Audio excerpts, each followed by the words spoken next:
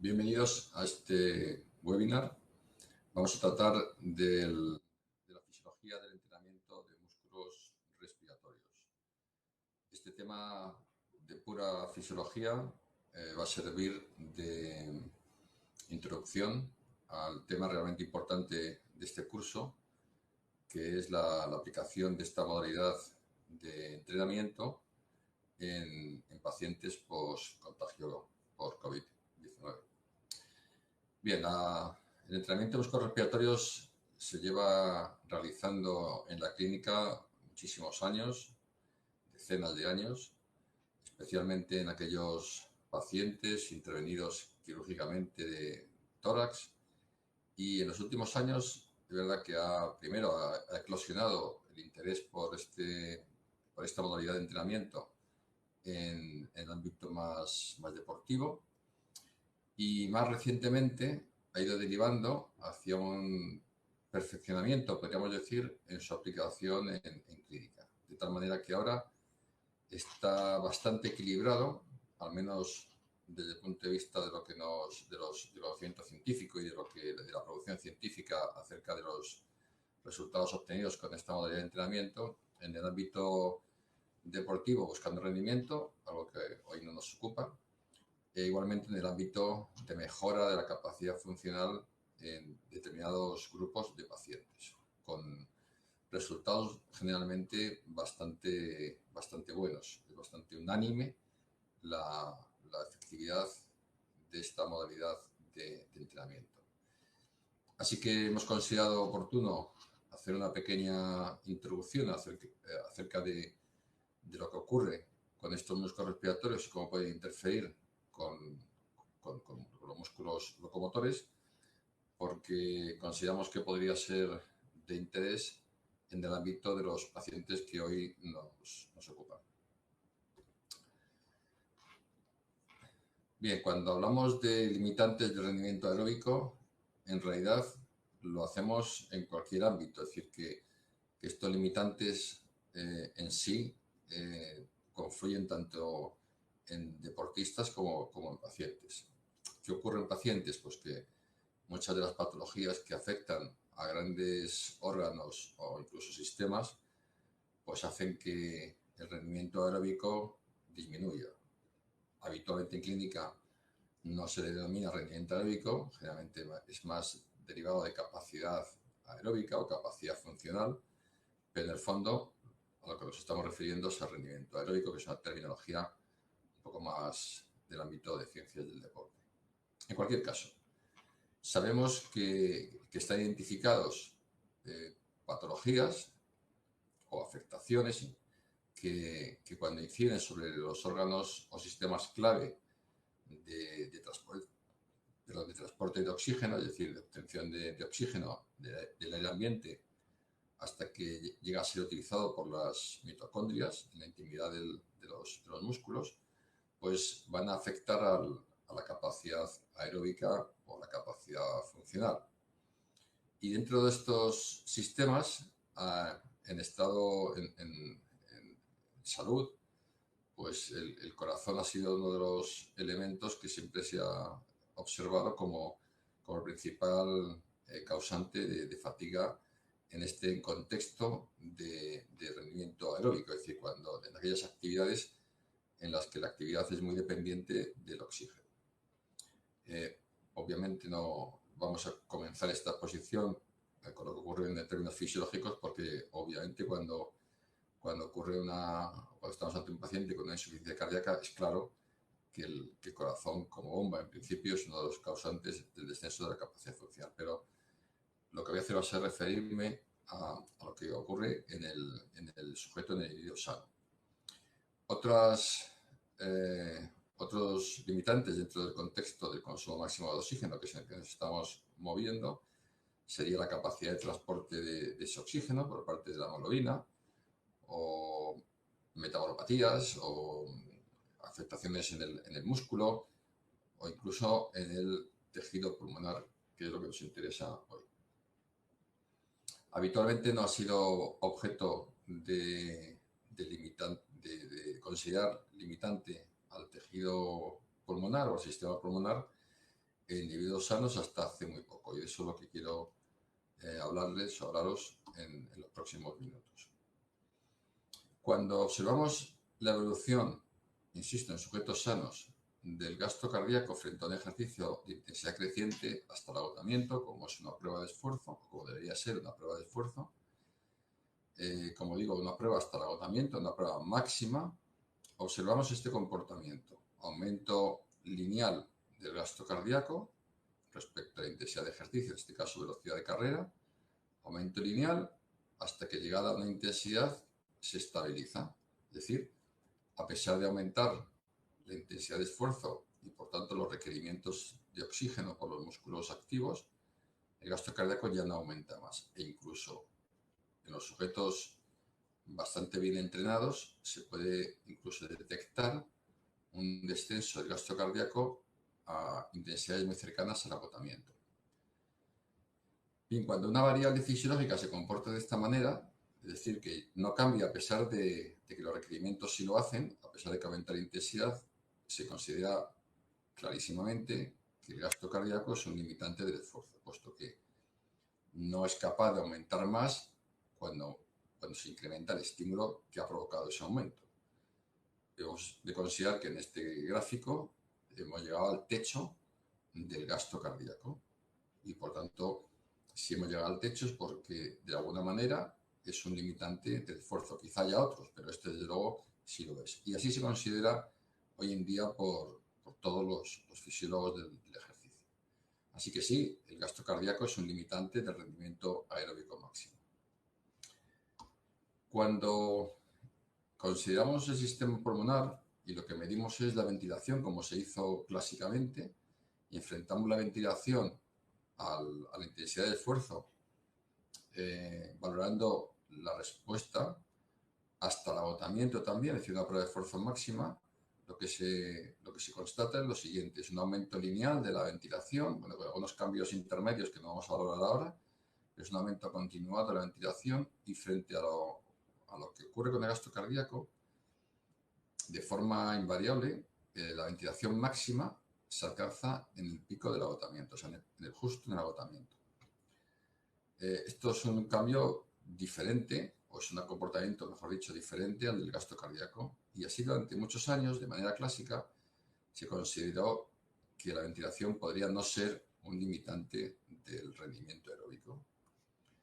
Cuando en esta gráfica superponemos el valor en ventilación de la máxima ventilación voluntaria, ya sabéis, el valor obtenido por la máxima frecuencia respiratoria multiplicada por la máxima volumen corriente durante un tiempo, que normalmente en esta exploración es de 15 segundos, y si luego se multiplica por 4 para verla, expresarlo en litros por minuto, pues en este caso tendríamos una ventilación de 210 litros. Cuando lo comparamos con la ventilación máxima obtenida en un máximo esfuerzo hasta el agotamiento, se observa de manera también unánime que hay un decalaje bastante importante entre la ventilación máxima alcanzada en una prueba de esfuerzo hasta el agotamiento con la ventilación máxima voluntaria, que no es otra cosa que la expresión de la máxima ventilación mecánica que esos pulmones pueden desarrollar. O sea, estos pulmones pueden ventilar 210 litros, pero solo ventilaron 170 litros o 180 litros hasta que dijeron basta, o que el sujeto dijo basta. Y esto también ha sido interpretado como que el sistema pulmonar no llega a expresar todo su potencial porque hay otros sistemas, órganos o condiciones que limitan que este sujeto pudiera seguir desarrollando trabajo hasta llegar a su máximo potencial mecánico de ventilación. Y esto, que en parte podría ser, o es de hecho un argumento que podría considerarse, es una visión un poco parcial y de lo que en realidad puede llegar a ocurrir. Y que cuando ahora lo vaya relatando, los que estáis más vinculados en la clínica lo vais a poder, a su vez, contemplar en el ámbito de muchas enfermedades o muchos enfermos. Lo que también sabemos es que en personas sanas, físicamente bien entrenadas, no estamos hablando de pacientes en este momento, cuando les sometemos a un esfuerzo muy intenso, a un 95%, 90% el máximo consumo de oxígeno, es decir, un esfuerzo realmente importante, con gran solicitación cardiorrespiratoria, y medimos la presión arterial de oxígeno, recordando que la principal función del sistema pulmonar es mantener estable la presión arterial de oxígeno, esa es la primera función. Observamos que la presión arterial de oxígeno disminuye de manera muy significativa solo después de 5 minutos de ejercicio a máxima intensidad. Esto se llama hipoxemia. Y de alguna manera está reflejando que el sistema pulmonar, frente a un esfuerzo físico de 5 minutos, eso sí, de muy alta intensidad, no ha sido capaz de mantener las presiones parciales de oxígeno en sus niveles de normalidad. Es decir, podríamos afirmar que ha fracasado en su primer objetivo, que es mantener los niveles de oxígeno en sangre a un nivel fisiológico. En el mismo grupo de sujetos, cuando medimos la presión arterial de CO2 y el comportamiento durante el mismo tipo de ejercicio que conlleva una participación muy importante de la glucólisis citosólica, de la glucólisis que se desarrolla del citosol y que termina en lactato, observamos un pH muy bajo, como corresponde a un ejercicio tan intenso, una acidosis franca. ¿Qué observamos?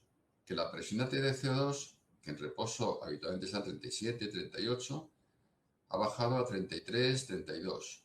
Esto quizá a algunos de vosotros no os dé muchos datos, pero si yo os digo que hiperventilando en estado de reposo puedo bajar la PA de CO2 por debajo de 20, entonces me puedo preguntar por qué esta PA CO2, que está muy relacionada con la hiperventilación, a pesar de tener estímulos del centro respiratorio, como son la hipoxia, que antes nos hemos referido, y un pH bajo, ¿por qué no ha hiperventilado, no se ha hiperventilado para bajar esta PCO2 y hacer esa compensación respiratoria de la acidosis metabólica a niveles mucho más bajos? ¿Qué ha impedido que esos pulmones hiperventilen lo suficiente como para disminuir la presión arterial de CO2 exhalando en los ciclos respiratorios? Y dentro de este contexto nos podemos plantear si es que no ha habido una fatiga muscular respiratoria, que igual que ocurre en otros territorios musculares, en este caso locomotores, impiden una contracción sostenida e intensa durante un cierto tiempo. Pues quizá aquí haya ocurrido lo mismo y la fatiga de esos músculos haya ocasionado pues finalmente un descenso en esta segunda función del sistema pulmonar, que es compensar a través de la respiración estados de acidosis, como hiperventilando. Así que nos podemos preguntar si la demanda respiratoria puede contribuir a la limitación del ejercicio, bien a través de una relación directa por limitación de la bomba muscular respiratoria, por ejemplo por fatiga, o incluso de manera indirecta, compitiendo, haciendo competir al flujo sanguíneo con los músculos locomotores, músculos de los miembros, brazos si se está trabajando con brazos, piernas si se está trabajando con piernas. Es decir, si existe una demanda competitiva, o puede llegar a existir una demanda competitiva de sangre oxigenada, que podría ocasionar también una limitación del rendimiento. Y vamos en ese contexto, de manera bastante resumida, porque no deja de ser, como digo, esto una introducción al tema más importante, que es el que posteriormente se va a tratar, acerca de las demandas energéticas de los músculos respiratorios, de los factores que contribuyen a la fatiga de los mismos y de las implicaciones que la fatiga puede tener en la tolerancia al ejercicio, y que, como los que os dedicáis a la clínica, lo vais a ver muy bien reflejado en muchos de vuestros pacientes, y los mecanismos potenciales por los que la fatiga puede comprometer esa tolerancia. Bien. Las maniobras para minimizar la potencial limitación respiratoria tienen que ver con el entrenamiento de músculos respiratorios, que es la parte siguiente, o la siguiente parte de este curso. Lo primero que quiero recordaros es que los músculos respiratorios, los principales músculos respiratorios, que son el diafragma y los intercostales internos, tienen una tipología muscular distribuida de la misma manera que el resto de músculos. Es decir, hay músculos fibras musculares tipo 1, 2A y 2X. No todos los animales tienen esta distribución, pero el ser humano sí la tiene. Esto quiere decir que cuando es solicitado un músculo diafragma de manera muy, muy intensa, generar una gran cantidad de fuerza, va a implicar con un reclutamiento progresivo a las unidades de más lentas a más rápidas, de más pequeñas a más grandes, y va a implicar obviamente a fibras 2X que con un metabolismo glucolítico muy desarrollado y que por consiguiente va a producir ATP por las vías glucolíticas, y a su vez eso va a dar unas consecuencias en el medio intercelular que todos conocéis, acidosis, etcétera, que luego vamos a repasar. Y lo primero es que tengamos claro que los músculos tienen una tipología distribuida de manera similar a los músculos locomotores. No se sabe bien si la distribución porcentual de estas fibras en los músculos respiratorios es igual que en los músculos locomotores en un mismo sujeto, pero bueno, eso ahora a nosotros nos da un poco igual. Los músculos intercostales internos, que son expiratorios, en cambio, por la propia característica de la expiración, que en reposo es pasiva y que en ejercicio participa con menos activamente, por tanto tienen que generar menos fuerza, pues en nuestros músculos intercostales internos no hay fibras 2X, es decir, las fibras más glucolíticas no hay. Se expresan las fibras lentas y las fibras más lentas de las rápidas, tipo 2A. Y esto es debido a que fisiológicamente no es necesario esa participación tan activa de los intercostales internos, incluso durante el ejercicio. En referencia a las demandas energéticas de estos músculos, puede llegar hasta entre un 8 y un 16%, lo que este pequeño grupo muscular puede demandar de consumo máximo de oxígeno de un individuo realizando un máximo esfuerzo. Un 8 y un 16 hay una variación importante porque depende de muchos factores, entre ellos de la propia eficiencia ventilatoria. He de recordar que algunos pacientes, sobre todo aquellos afectos del sistema pulmonar, enfermedad pulmonar obstructiva crónica, puede ir incluso más allá del 25% del consumo máximo de oxígeno, lo cual significa que gran parte de la energía que se va a generar en el organismo en su conjunto va a ir derivada o destinada a los músculos respiratorios, lo cual lo hemos de contemplar en un contexto que voy a abordar dentro de unos minutos, que es en esa capacidad de competencia entre distintos territorios musculares. Desde el punto de vista de la distribución del gasto cardíaco, que es algo similar a lo que acabamos de comentar sobre el costo energético relacionado con el consumo máximo de oxígeno, pues los distintos cálculos oscilan, como podéis ver, entre un 15% en este estudio y un 21% en este otro más reciente. Es decir, que en algunas circunstancias de máxima intensidad, este pequeño conjunto de músculos respiratorios, pueden demandar hasta un 20% de todo el gasto cardíaco, lo cual es muchísimo desde el punto de vista de la distribución del flujo. Es decir, que tiene una gran importancia en el desarrollo de una actividad de perfil oxidativo. ¿Cómo valoramos la fatiga de los músculos respiratorios? Pues es bastante complicado porque no tenemos acceso directo a ellos y por tanto se hace de manera indirecta. La definición que nosotros utilizamos es la imposibilidad de los músculos respiratorios de alcanzar una presión pleural dada, ya que esa presión pleural es la que determina finalmente cómo se expande el parénquima pulmonar arrastrado por la pleura parietal, ¿no? Entonces, ¿cómo se valora? No hay una valoración que podamos hacer en el campo. Son valoraciones que exigen una cierta metodología, ¿no? Entonces, el diafragma se mide a través de la presión transdiafragmática, es decir, la diferencia de presión entre el esófago y el estómago, y esto se hace estimulando ambos nervios frénicos.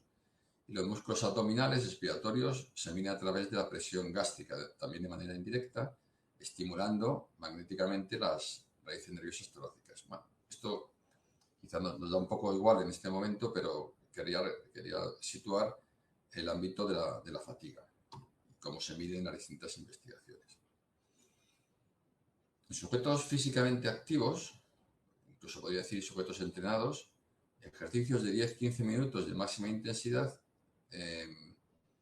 casi también de manera constante, invariable, entre los grupos de sujetos, constatan una fatiga de los músculos respiratorios. ¿Cómo medimos la fatiga de manera doblemente indirecta? Pues se puede medir a través de la presión que el individuo es capaz de ejercer en boca, a través de un sistema de medida de presión. Estos medidores de presión que podemos situarlos en la boca del paciente, del sujeto, pidiendo que realicen una inspiración máxima. Entonces, el sistema nos va a medir en centímetros de agua cuánta presión generalmente inspiratoria el sujeto es capaz de desarrollar. Esto es la presión inspiratoria máxima, PIM, y es una manera muy indirecta de medir la fuerza de los músculos inspiratorios, que son los que habitualmente más se trabajan en la fisiología respiratoria. Y cuando hacemos esto es como estar valorando pues, la fuerza máxima de estos músculos. Bueno, como digo, es una manera indirecta, pero bastante reproducible y muy utilizada en todos los estudios prácticamente, ¿no? que no son muy invasivos. Bueno, pues cuando medimos el PIM, la presión inspiratoria máxima, después de un ejercicio de 10-15 minutos en personas físicamente entrenadas, observamos invariablemente un descenso de la capacidad de generar esa presión negativa. Un descenso, en este caso, de este estudio de 10%, pero podrían ser otros muchísimos estudios que, como digo, de manera constante ofrecen este comportamiento. Es decir, que sí que tenemos datos importantes de esta fatiga ocasionada por un trabajo muscular intenso de cuerpo entero, ¿no? Cuando, como decía en las diapositivas anteriores, enfrentamos a un sujeto en esfuerzo físicamente muy intenso, al 95% del máximo consumo de oxígeno, la presión ental de CO2, que es una manera de medir indirectamente la presión arterial de CO2, de la cual antes hablamos, pues tiene este comportamiento, es decir, hay un descenso muy importante. ¿Por qué? Porque la hiperventilación va a provocar precisamente que seamos capaces de eliminar más CO2 de la sangre. Por tanto, la CO2, que es la presión de CO2 del área final de la expiración, que nos sitúa a valores cercanos o similares a la presión arterial de CO2, pues tiene esta respuesta que es una respuesta compensatoria de la acidosis que se genera. Bien. Lo que ocurre es que en algunas personas el comportamiento es este. Es decir, que como antes vimos en las dos primeras imágenes, no hay una hiperventilación muy marcada, sino que esa hiperventilación es más moderada. Y esto podría ser debido a una fatiga de los músculos respiratorios, como antes comenté, reflejando lo que se denomina una hipoventilación alveolar relativa. Y si ocurre una hipoventilación alveolar relativa, entonces tenemos un problema porque tenemos un problema de ventilación realmente, ¿no? Esto puede ser debido a un descenso de la fuerza derivado de la propia fatiga, o también podría ser debido a una respuesta taquipneica, cosa que ahora no estamos hablando de ello, por un aumento del espacio muerto. Pero en cualquier caso, está claro que la fatiga muscular respiratoria puede dar lugar a una hipoventilación alveolar y esto va a ocasionar un problema desde el punto de vista fisiológico. ¿Qué ocurre cuando facilitamos la respiración? ¿Qué ocurre cuando durante un esfuerzo físico restamos trabajo a los músculos respiratorios? ¿Cómo? Pues mediante una ventilación de presión positiva. Les hacemos respirar ayudando en la inspiración mediante un ventilador de presión positiva. Lo que ocurre, está representado en azul, es que cuando ayudamos al individuo a respirar, a inspirar mediante una presión positiva en cada una de las inspiraciones, pues nos fijamos cómo, lógicamente, el trabajo respiratorio cae mucho, disminuye de forma muy significativa. Como es lógico, a menor trabajo, el consumo de oxígeno también va a ser menor, es decir, están generando menos fuerza, hay menos necesidad de producción de energía y, por tanto, el consumo de oxígeno durante el ejercicio es también más bajo. Y si nos fijamos en lo que ocurre con la presión diafragmática, observamos que en los 10 y 30 minutos después del esfuerzo, la presión disminuye significativamente respecto al control en los sujetos que respiran normalmente, pero vemos cómo en los sujetos a los que se les ha ayudado en la inspiración, las presiones, la fuerza de los músculos del diafragma se mantiene igual que en reposo. No hay unos signos de fatiga como ocurre en los sujetos en los que se les ha hecho trabajar sin esta ayuda. Siguiendo el mismo argumento, vemos que el consumo de oxígeno es menor a ejercicios al 90%, el máximo consumo de oxígeno, muy intensos. El consumo de oxígeno cuando ayudamos con la ventilación de presión positiva es más bajo.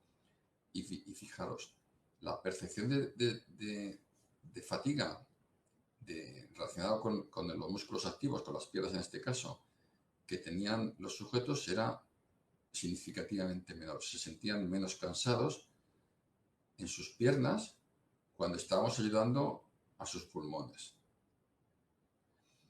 Y la sensación de disnea era mucho más baja cuando ayudábamos a sus pulmones a respirar. Pero el hecho de que los sujetos, en este caso sanos, perciban menos nivel de esfuerzo en los músculos locomotores, cuando estamos ayudando a los músculos respiratorios, nos hace ver muy claramente la interacción que existe entre ambos territorios musculares, que es lo que realmente hace interesante el entrenamiento de músculos respiratorios bajo mi punto de vista. Y esto es porque nos hemos de referir ahora quizás seguramente al elemento más importante que el organismo pone en marcha cuando hace ejercicio, que es el metabolorreflejo muscular, que a su vez es un tipo de respuesta fisiológica que también afecta a muchos pacientes, incluso fuera del ejercicio. Los metabolorreceptores ocasionan, mediante la detección de cambios en el medio interno celular, cambios relacionados generalmente por el metabolismo glucolítico, es decir, variaciones en el lactato, en el pH, en el potasio, en el fosfato, en el pH, etc. Estos metabolorreceptores lo que hacen es valorar en cada momento cómo está el medio interno celular. Y cuando las fibras tipo 2 son obligadas a participar, las fibras tipo 2X, las más glucolíticas, pues ocasionan obviamente un tipo de metabolismo muy rápido, muy poco eficiente y que deja a su paso o en su puesta en funcionamiento pues modificaciones importantes, variantes de ese medio interno celular.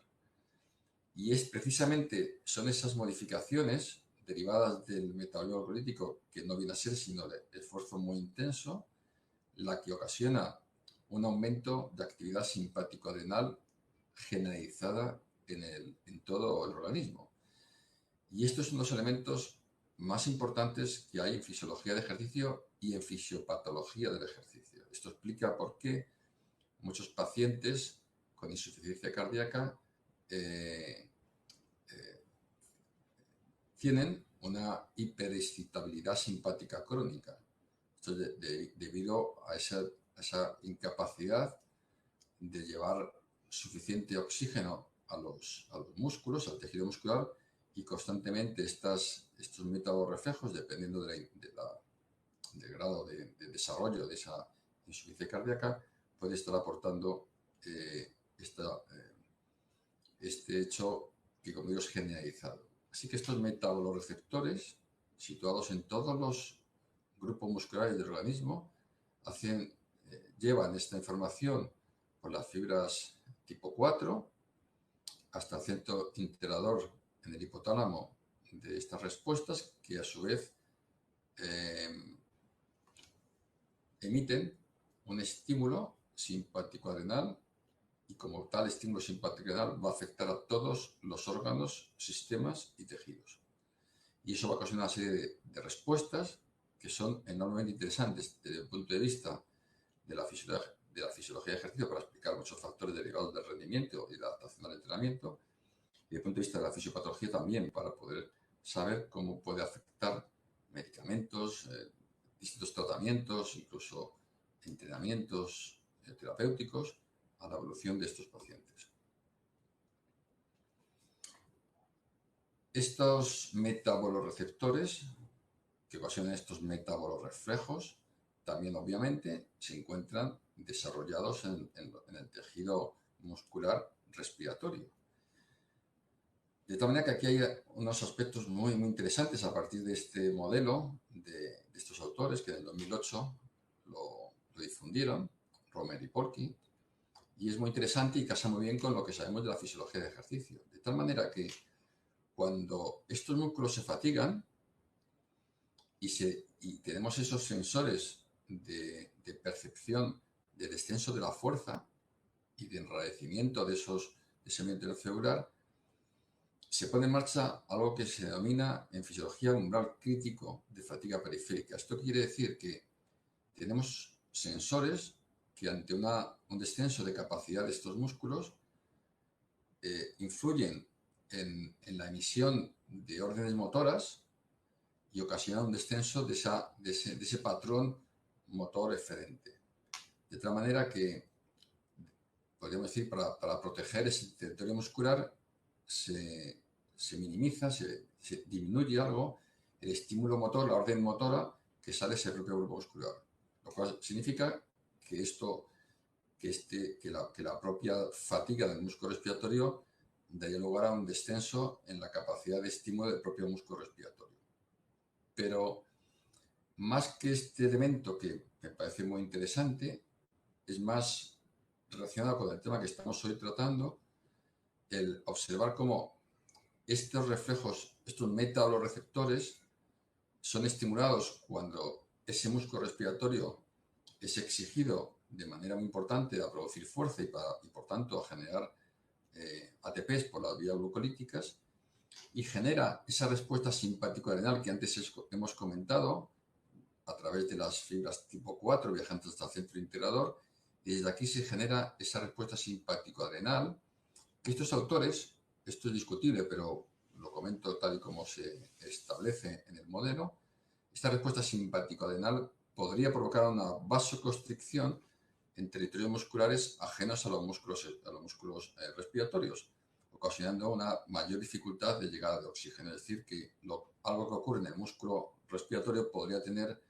su repercusión negativa en la capacidad de obtener oxígeno por ese aumento, por esa vasoconstricción provocada por el aumento simpático-adrenal. Esto es discutible, ya que, como todos conocéis, la vasodilatación y vasoconstricción, es decir, la distribución del riego sanguíneo en los territorios activos, en los músculos activos, está más bien controlada por los elementos locales, por los factores locales, más que por la influencia humoral o neural, ¿no? Es lo que se llama una simpatectomía funcional, es decir, que lejos de la actividad del simpático, lo que fundamentalmente domina el grado de vasodilatación o vasoconstricción de un territorio activo, muscular activo, son los factores locales que se están generando en ese propio territorio, que son a su vez muy dependientes del metabolismo que se está generando. Así que tanto por la vía de los músculos locomotores como por la vía de los músculos respiratorios, en nuestro organismo somos capaces de generar respuestas simpáticas generalizadas que pueden tener su repercusión a nivel de la regulación del flujo y, por tanto, a nivel de la bomba cardíaca. Para constatar de manera puntual, porque hay muchos estudios al respecto, pero que es bastante clarificado lo que acabo de comentar, vamos a ver este estudio publicado en 2007. Hay estudios de manera constante que valoran esto, pero estoy señalando estudios bastante antiguos porque de esto se está hablando hace 20 y tantos años. Entonces parece que muchas veces es nuevo, pero entrenamientos respiratorios tiene ya una trayectoria yo diría que clásica incluso. Lo que pasa es que es bastante desconocido. Bueno, cuando a un grupo de sujetos se les entrena los músculos respiratorios, 5 semanas, 6 días por semana, que es un poco el estándar, trabajando el 50% de la PIM, 50% de la presión inspiratoria máxima, esto es como un 50% del 1RM, observamos que después de esas 5 semanas, el grupo que entrenó los músculos respiratorios, que son estas cajas en blanco, está la presión inspiratoria máxima, pues vemos cómo disminuye de manera muy significativa, es decir, que es capaz de generar más presión negativa, luego por tanto los músculos son más fuertes, es decir, que ha resultado eficaz este entrenamiento. Los músculos inspiratorios son más fuertes, generan más presión negativa y esto se constata en esta gráfica. Bien, pues cuando a estos grupos de sujetos se les midió antes y después del entrenamiento, esas 5 semanas, la respuesta de la presión arterial, que es un reflejo del estímulo simpático que subyace en ese organismo en ese momento de valoración, realizando un trabajo respiratorio al 60% de la presión inspiratoria máxima, con 15 respiraciones por minuto, es decir, un trabajo estándar hiperventilando, y midiendo cuál es la respuesta de la frecuencia cardíaca a ese trabajo respiratorio específico. Cuando lo hicieron, fijaros, esta es la media de la presión arterial desarrollada durante este tiempo de trabajo respiratorio estándar, y esta otra, la que se obtuvo normalizando la presión inspiratoria máxima a ese nuevo valor y manteniendo el 60%, es decir, el esfuerzo relativo era exactamente el mismo, y nos fijamos cómo la presión arterial media es significativamente más baja. Es decir, hemos logrado, trabajando con más fuerza, una respuesta simpática más baja. Y esto, desde el punto de vista de prácticamente cualquier respuesta al ejercicio, es muy positivo. Obviamente es muy positivo para muchos pacientes en los que el estímulo simpático elevado es una causa o es una concausa de muchas alteraciones fisiopatológicas que llevan incluso a un mal pronóstico. El mismo estudio en el que se medía la fuerza de los músculos respiratorios después del entrenamiento, pues vemos cómo la fuerza relativa era igual, pero nos fijamos cómo la presión arterial media era más baja y la frecuencia cardíaca también era más baja, es decir, lo mismo que os acabo de comentar en la gráfica anterior.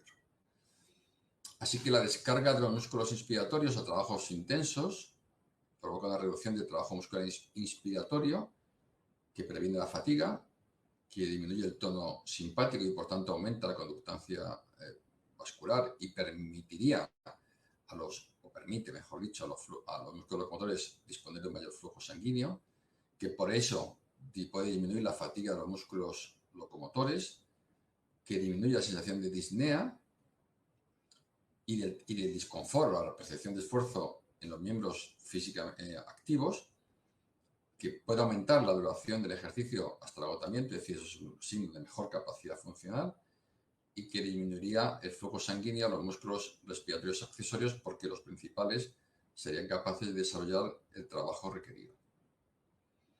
Este trabajo es muy interesante. Es muy interesante porque además retrata muy bien lo que ocurre en el enfermo pulmonar obstructivo crónico, aunque está realizado con personas sanas. Mirad, en este estudio, en un ejercicio en cicloergómetro, se introdujo en los sujetos participantes un catéter en la arteria femoral y un catéter en vena femoral, de tal manera que los investigadores podían medir de manera directa el flujo sanguíneo a las piernas, a los músculos que estaban pedaleando, y también el consumo de oxígeno que estos miembros inferiores tenían durante el pedaleo. Lo que hicieron fue dos escenarios, provocaron dos escenarios. En uno, se incrementaba el trabajo respiratorio, sería desde 100 a 200, se incrementaba el trabajo respiratorio haciendo respirar a los sujetos por mecanismos que tenían un calibre menor que la propia vía respiratoria. Es decir, se estaban convirtiendo durante cierta parte del experimento en EPOC, en pacientes con EPOC, en pacientes con asma activa, ¿no?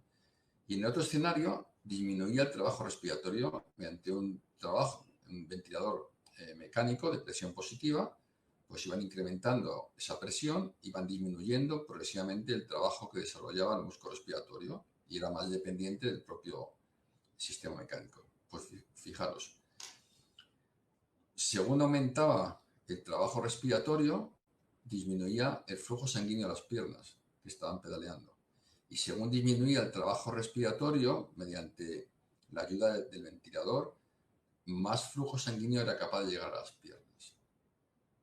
En esta otra parte de la gráfica, conforme más trabajo respiratorio se desarrollaba, menos consumo de oxígeno podían desarrollar los miembros inferiores. conforme menos trabajo respiratorio, más consumo de oxígeno tenían las piernas. Este es un modelo, es el primer modelo en el que se demostró que ambos territorios compiten en sangre oxigenada. Por eso, en los pacientes EPOC de una cierta gravedad, la limitación funcional a trabajos desarrollados con miembros inferiores es tan evidente, porque hay una importante distribución de la sangre hacia los músculos respiratorios para vencer las grandes resistencias que tienen como resultado de su enfermedad y, por tanto, los músculos locomotores se ven incapaces de desarrollar un trabajo. Y esto provoca un bucle, provoca un círculo vicioso por el cual muchos de estos pacientes dejan de entrenar por imposibilidad física esos músculos periféricos, y lo que en principio era o es un problema central referido a los músculos termina siendo un problema central y periférico, ya que los músculos locomotores, miembros inferiores o miembros superiores de igual, pues no es posible activarles por esa limitación central. Este es otro trabajo más reciente del año 2017 que encontraron exactamente lo mismo, es decir, un trabajo muy similar, y no me refiero a él porque es igual los resultados y la competencia que se genera entre ambos territorios musculares. En este otro trabajo, también los sujetos fueron sometidos a una mayor resistencia al respirar, es decir, a un ejercicio bastante moderado de intensidad, a un 40% del máximo consumo de oxígeno. Había un grupo de sujetos que respiraba normal y otro grupo que se les incrementaba el trabajo respiratorio. ¿Bien? Cuando se les incrementaba el trabajo respiratorio, que son los círculos en negro, fijaros cómo la presión arterial aumentaba. La presión arterial media en los sujetos durante el ejercicio era mayor. Esto es provocado por ese estímulo simpático que antes hemos comentado. O sea, un mayor trabajo respiratorio ocasionaba esa activación de los metaboreceptores y un estímulo simpático generalizado. Y respecto al flujo, que os comenté que el modelo o teoría de aquellos autores no tenía en cuenta la regulación, la importancia de los factores locales en la regulación de la distribución de sangre de los territorios activos, aquí se ve de manera muy clara. Fijaros, en la arteria femoral, en los miembros inferiores, que eran los que estaban desarrollando el trabajo, el flujo sanguíneo no variaba por incrementar el trabajo. Estos son personas sanas, ¿eh? Pero en el territorio, en los brazos, sí ocurría un descenso del flujo sanguíneo como resultado de aumentar el trabajo respiratorio. Los autores concluyen que el control simpático de la redistribución del flujo sanguíneo a los miembros activos es facilitado en parte por la activación de los metaboreceptores de los músculos respiratorios. Nuevamente se muestra esa interacción o esa conexión entre los distintos territorios musculares, cosa que me parece especialmente interesante. Este estudio, publicado en 2006, también es muy, muy, muy interesante, porque lo que midieron fue cuánta fuerza perdía el cuádriceps por facilitar el trabajo respiratorio o por incrementar el mismo. Y lo que medían era, después de un trabajo en bicicleta, en cicloergómetro, cuánta fuerza perdía el cuádriceps midiéndolo antes y después del trabajo. Trabajo que eran exactamente, eran iguales, ¿no? Solo cambiaba que en un grupo de sujetos, en una condición, en una sesión, se descargaba mediante presión positiva los músculos respiratorios, de un 100% se le bajaba un 44% en la fuerza general, es decir, se les facilitaba la inspiración, y en otros se incrementaba la misma, igual, el mismo modelo que anteriormente hemos visto. Pero fijaros, cuando la respiración era facilitada mediante esas presiones positivas, se perdía un 30% menos de fuerza en el cuádriceps. Y cuando cuando el trabajo era incrementado, se perdía hasta un 40% más de fuerza.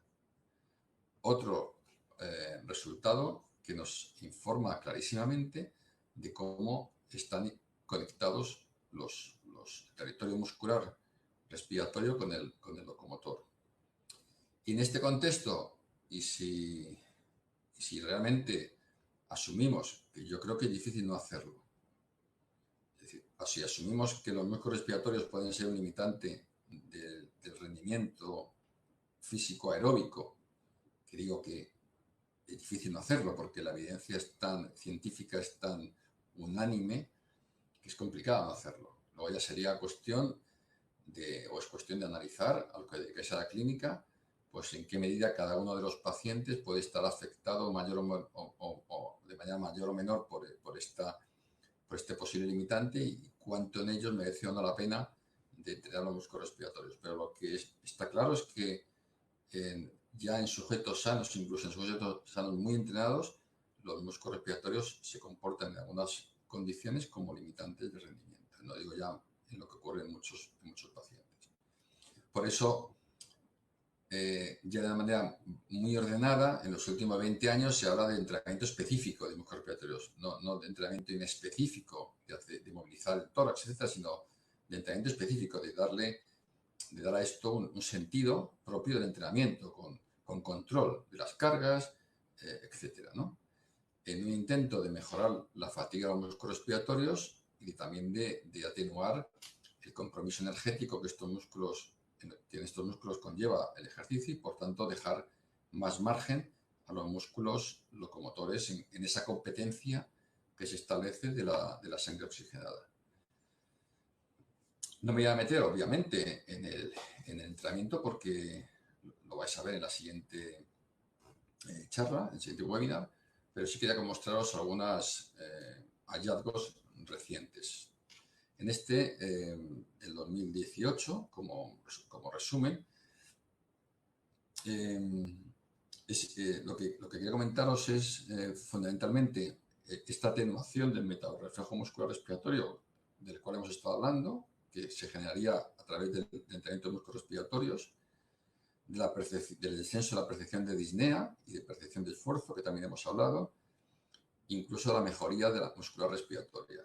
Bien, pero de todo esto, que es muy interesante, lo que en este momento me gustaría reflejar más, este es el segundo recuadro, en el que se ha constatado que el entrenamiento de músculos respiratorios disminuye la respuesta de la interleuquina 6 circulante durante ventilación máxima sostenida.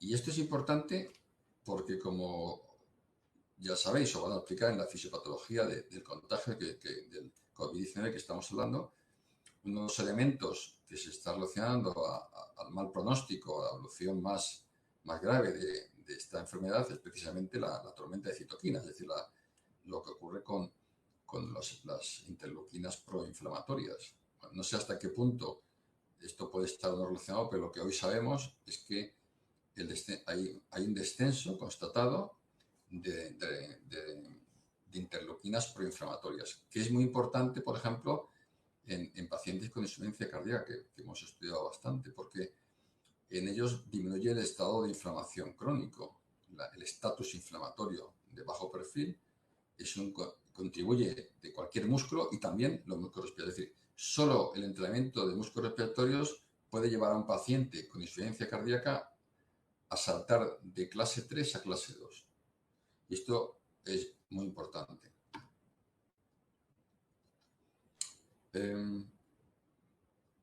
Y esto es un resumen que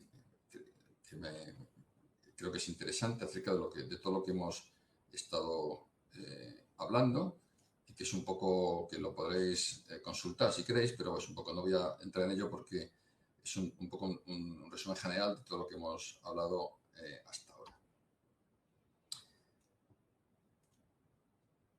Fijaros hasta qué punto es interesante este tipo de entrenamiento. Hay un test que no se desarrolla muy habitualmente, que es el test de resistencia respiratoria. No se desarrolla normalmente en pacientes sanos, ¿no? Es ¿cuánto tiempo resiste esta persona hiperventilando? No es un trabajo fácil, es fijar una frecuencia respiratoria, fijar un volumen tidal, un volumen corriente, y pedir al sujeto que hiperventile hasta que llega al agotamiento. Cuando este test se desarrolla en personas sanas, habitualmente la fatiga sobrevienen como a los 5, 6, 7 minutos. En este estudio se quiso comprobar si el entrenamiento específico de músculos respiratorios podía modificar este patrón, este tiempo hasta el agotamiento. Y los resultados de ese estudio, que son muy repetitivos en todos los otros estudios que podéis consultar, no sé, más de 80, realmente ilustra una modificación que yo no he encontrado en ninguna otra variable fisiológica derivada del entrenamiento. Y es que fijaros, en este estudio, pero como digo, este es representativo de cualquier otro que podáis consultar, en apenas 8 semanas de entrenamiento pasaba de un tiempo hasta agotamiento de 5 minutos a un tiempo de casi 40. O sea, casi multiplicado por 8 veces únicamente en 8 o 10 semanas. Y esto y eran sujetos físicamente activos. Lo que nos está informando es de que estos músculos, incluso en personas que hacen actividad física, tienen un margen de mejora fisiológica de adaptación enorme y que habitualmente, dado que no son muy solicitados, no es expresada esa resistencia. De manera que es lo que explica por qué este cambio tan importante, ¿no? En una revisión sistemática publicada el año pasado, en septiembre del 2019, pues se valoró cuánto cambiaba el consumo de oxígeno pico, que como sabéis es un factor, es un parámetro pronóstico de muchas enfermedades pulmonares, metabólicas, etcétera, la distancia recorrida en ese minuto, que es un test muy estándar, y la calidad de vida. Y lo que se comprobó fue que frente a no hacer ejercicio o hacer ejercicio incluso solo aeróbico, que es el estándar de lo que habitualmente se recomendaba, ¿no?, como ejercicio saludable, el entrenamiento muscular respiratorio a intensidad 60% de la PIN, que es esta gráfica, daba los mejores resultados en el V2 pico, en la distancia de corrida, esto es capacidad funcional, y muy arriba acerca también de la calidad de vida que percibida por el sujeto. Es decir, que el entrenamiento de músculos respiratorios sumado incluso al entrenamiento aeróbico nos daba las mejores perspectivas. De alguna manera, todos estos estudios nos vienen a decir que sí o sí, una persona en la que se aplica el ejercicio para mejorar su capacidad funcional, sea con objetivo de rendimiento, sea con mejora de salud, debería de hacer entrenamiento de músculos respiratorios. Yo lo creo y además pienso que nos estamos perdiendo una parte importante de adaptación al ejercicio y que puede conllevar grandes ventajas en el ámbito del rendimiento, que eso ocupa solo a muy poca gente, pero en el ámbito de la salud, que sí que es mucho más crítico, porque ahí nos estamos jugando incluso el pronóstico de evolución de algunas de ellas. Como lo que nos vamos a centrar más, o lo que creo que Mar se va a centrar más en la próxima ponencia, es de la afectación pulmonar, pues también hay distintos estudios que han valorado cómo el entrenamiento muscular-respiratorio afecta a la disnea en actividades diarias en enfermedad pulmonar avanzada, ¿no? También en capacidad funcional, etc. Entonces, este estudio, por ejemplo, que se publicó en agosto del 2019, no llega ni a un año, se trabajaba con 50% del PIN, 8 semanas, 2 sesiones al día. Esto es bastante estándar, pero bueno, ya esto lo van a explicar luego. Y entonces lo que observaron fue que el entrenamiento de músculos respiratorios redujo la disnea durante las actividades diarias de la vida diaria, mejoró la función muscular inspiratoria y la calidad de vida con pacientes con enfermedad pulmonar avanzada. Y además, que estos beneficios se mantuvieron durante 3 meses. Es decir, que sí que hay estudios no relacionados, o yo no los conozco, con personas contagiadas y en evolución con COVID-19, pero sí que también provoca de alguna manera, o algunas de estas evoluciones cursan con fibrosis pulmonar residual. Bueno, pues en las enfermedades pulmonares avanzadas también se han mostrado efectos beneficiosos. Como los pacientes contagiados de COVID-19 que son más afectados corresponden a una edad mayor de 60 años, Pues también quiero deciros que este entrenamiento ha sido aplicado en este perfil de pacientes en personas de edad avanzada. En diferentes estudios podéis encontrarlo, ¿no? Uno de ellos lo desarrollamos nosotros hace bastante tiempo, en el año 2007. Observamos que estos pacientes mayores de 80 años, un grupo mayor de 80 años, cuando entrenaban durante 8 semanas músculos respiratorios, mejoraban la fuerza de los músculos respiratorios. Esto es algo invariable.